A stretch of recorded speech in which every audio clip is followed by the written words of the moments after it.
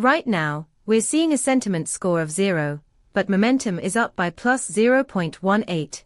This is a rare divergence from the historical baseline. Typically, when sentiment is neutral, we don't expect much movement in momentum. This could indicate an underlying shift, perhaps a build-up of excitement, or tension around a specific team, or event that isn't yet reflected in sentiment. Our API returns detailed sentiment analysis on sports topics, allowing you to identify and quantify shifts in public opinion. Imagine using this insight to tailor your content strategy for an upcoming game, focusing on the teams or players generating buzz even before sentiment fully turns positive.